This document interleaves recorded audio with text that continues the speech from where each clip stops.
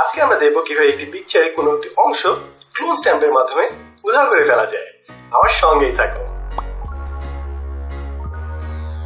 আমি সাদনুল সাদিক এবং আমি আজকে টিউটোরিয়ালের জন্য ফটোশপ CS6 ইউজ করছি। তো শুরু করা যায়। প্রথমে আমি একটি ইমেজ নেব। তো আমি ফাইলে যাই, ওপেনে যাই এবং একটি পিকচার নিই। পিকচারটিতে ক্লিক করে আমি ওপেন ক্লিক করলে আমার পিকচারটা চলে আসবে। এবার আমি একটু সাইজটা বড় করি পিকচারে। তো আমি কিবোর্ডে অল্ট প্রেস করব, তারপর মাউসের বাটনটি স্ক্রল করলেই আমার পিকচার বড় হয়ে যাবে। এরপর আমরা কাজ শুরু করতে পারি। তো প্রথমে আমি যা করব, এই যে এই লেয়ারটি আছে পিকচারটি যে লেয়ার, ওখানে আমি ডাবল ক্লিক করব।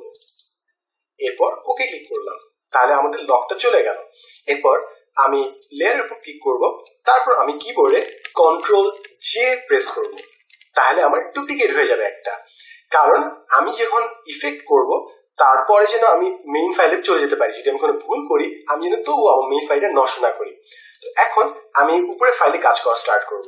তো আমি নিচের ফাইলে ক্লিক করি, ডাবল ক্লিক এবং লিখি হচ্ছে BG ব্যাকগ্রাউন্ড। এরপর আমি এটা চোখটা বন্ধ করে দিই যেন আমরা দেখতে না পারি, তাহলে এই লেয়ারটা খালি আমরা দেখতে পাবো। ওকে, স্টার্ট করা যাক। এখন আমার কাজ হচ্ছে এই বোর্ডটাকে উধাও করে দেওয়া। আমি যা করব, বাম পাশে এখানে ক্লোন স্ট্যাম্প আছে, ক্লোন স্ট্যাম্প টুল। তো আমি ক্লিক করলাম। এরপর আমরা এই অংশটা উদ্ধার করতে যাচ্ছি। তো কি করব, আমরা এইখানে যে অংশটা আছে, এইখানে যে সাদা অংশটা, ফাঁকা অংশটা, ঠিক এই অংশটা কপি করে এখানে আমরা পেস্ট করব। তো প্রথমে আমরা কিবোর্ডে অল্ট প্রেস করব, তাহলে এরকম আমাদের মাউসের কার্সারটা হয়ে যাবে।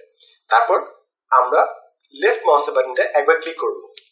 তারপর আমরা যদি এখানে নিয়ে আসি, আমরা দেখতে পাবো যে আমরা সাদাতে দেখতে পাচ্ছি আমাদের বৃত্তনাম এখানে। কারণ এইখানে যা ছিল ঠিক সেই জিনিসটা এখন এখানে পেস্ট হবে।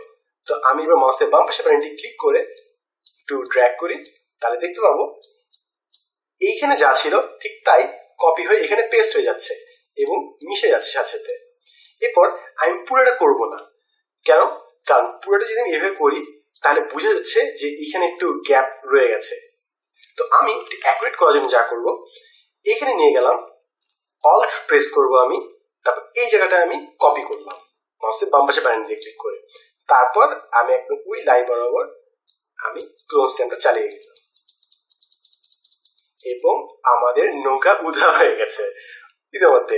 এইভাবে ক্লোন স্ট্যাম্প ইউজ করে আমরা একটি পিকচার থেকে যে কোনো জিনিস উধাও করে ফেলতে পারি। তো আমরা দেখি বিফোর এন্ড আফটার। আগে ছিল এটা এবং এডিট করার পরে হচ্ছে এটা। তো খুব সুন্দর হবে এভাবে ক্লোন স্ট্যাম্প ইউজ করে আমরা ছবি থেকে যে কোনো জিনিস বাদ দিয়ে ফেলতে পারি। দেখার জন্য ধন্যবাদ। ইনশাআল্লাহ পরের এপিসোডে দেখা হবে।